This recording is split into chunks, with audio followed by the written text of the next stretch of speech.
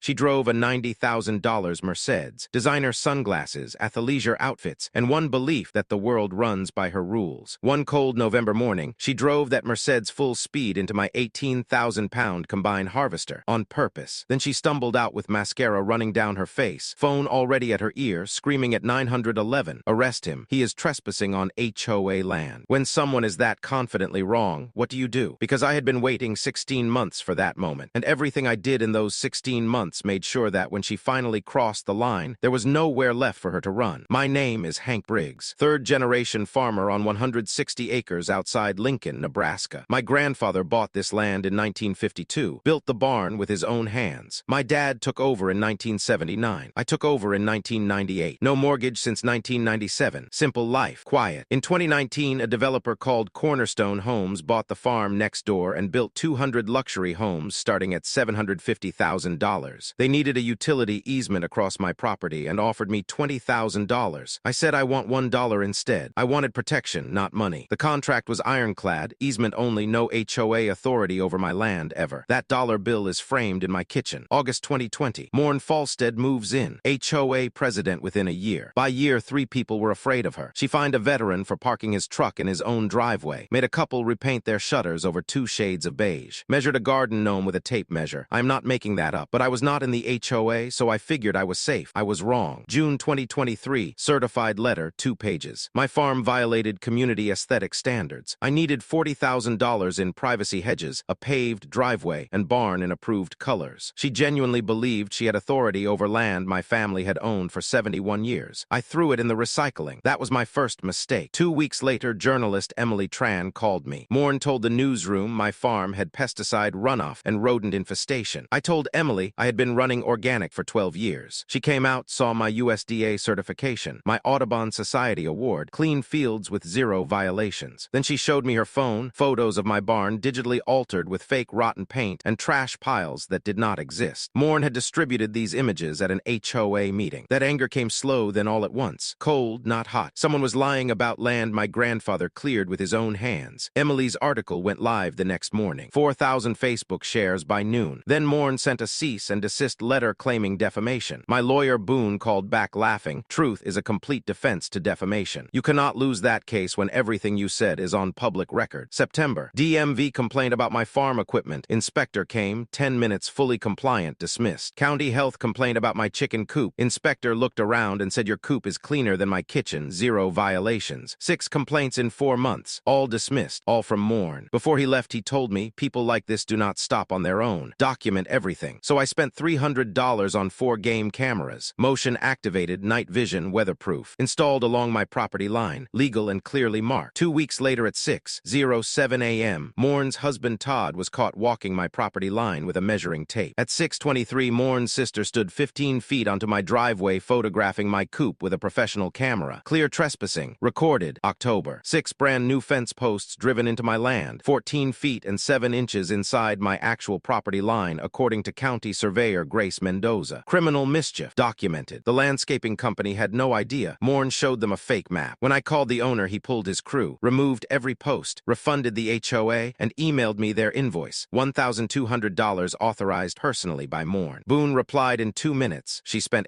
HOA money on criminal mischief. Board members could sue her personally. Keep every copy. Then one Tuesday night at 9 p.m., Boone called and told me to sit down. Buried in the full 2019 development contract was Section 14, subsection C, an indemnification clause. If the HOA ever pursued legal action over property boundary disputes, Cornerstone Homes was legally required to cover all legal fees and damages. Every single dollar. Morn did not know. The board did not know. She had spent 16 months and $18,000 of HOA money in a battle where the developer was responsible for everything the entire time. She was standing on a bomb she could not see. Boone said, "Do not reveal this yet. Let her make one more move. People like her double down. Wait for maximum impact." I had County Surveyor Grace Mendoza place certified stakes every 25 feet along my southern boundary. 47 bright orange flags, GPS coordinates, official seals. My neighbor Russell set up cameras. My daughter Jenna drove in with her camera. Emily Tran confirmed 9 a.m. Deputy Cole said patrol would be there. The night before harvest, Morn's Mercedes pulled into my driveway. She told me, if I harvest that field tomorrow, she will have me arrested for trespassing and destroying HOA property. I told her, you can call whoever you want. I have already notified the sheriff. I am farming my land, same as every November. She stared, then drove off hard enough to spray gravel. November 16th, 9 a.m. I engaged the header and moved forward. Diesel roar in the cold morning air, corn stalks snapping, grain rattling into the bin. My grandfather's field, my father's field, my field. 3 passes in, the white Mercedes came fast and stopped near Deputy Cole's patrol car. Morn got out, talked to the deputy. He shook his head. She walked past my fence, past all 47 bright orange survey stakes, onto my property. I stopped and climbed down. Deputy Cole told her clearly, "Ma'am, you need to leave. This is private land." She ignored him, walked back to her car, got in and floored it straight at my combine. She hit it 25 miles per hour, metal and fiberglass crunching, airbags exploding, steam from the crumpled hood. My combine did not move one single inch. Her $90,000 Mercedes folded around my rear wheel like aluminum foil. 3 seconds of silence. Her door opened. She stumbled out, airbag powder on her jacket, mascara down her face. She pointed at me and screamed, "You did this. Arrest him. This is HOA land." 15 witnesses, 4 cameras rolling, a journalist, a deputy who watched every second, and 47 certified survey stakes proving exactly whose land this was. Sergeant Anna Reyes arrived, checked the GPS coordinates against county records, and walked back to Morn. "Ma'am, this is definitively private property belonging to Hank Briggs. You are trespassing." Morn was placed under arrest, reckless driving, criminal mischief, trespassing. Right there in front of the whole crowd, I revealed Section 14, subsection C, that Cornerstone Homes was legally required to cover every dollar the HOA spent fighting me the entire time. $18,000. Gone because of Morn. HOA Treasurer Vikram Patel went pale. The crowd went silent. Morn screamed from the patrol car. Sergeant Reyes closed the door. I climbed back into my combine and finished my harvest. Morn pleaded guilty. 6 months suspended jail. 100 hours community service at the food bank. $15,000 restitution. Permanent restraining order. She resigned, listed the house, and moved to Arizona by New Year's. Cornerstone cut the HOA an $18,000 check without argument. I updated my will. This farm goes to the Nebraska Land Trust when I die. Protected forever. No development. And I established the Patty Briggs Memorial Scholarship, $2,500 every year to a Nebraska student studying agriculture. The first recipient was Luisa Herrera, 17, daughter of migrant farm workers. She stood in that same field, accepted the check, and said she wanted to help farmers grow more food with less environmental impact. This is what it was all for. Not beating Morn, making sure the next generation has a real chance. Here is what this comes down to. Morn did not lose because she crashed her car. She lost because of 16 months of paperwork she never bothered to read. That easement agreement was public record the entire time. She spent $18,000 of other people's money fighting a developer who was legally required to pay for it all along. That is what unchecked authority does. Just a clipboard and someone convinced their opinion matters more than county records. But what is written in black and white always wins. Document everything, know your property lines, and never assume they will stop just because you are right. If this hit close to home, drop your story in the comments and subscribe for more.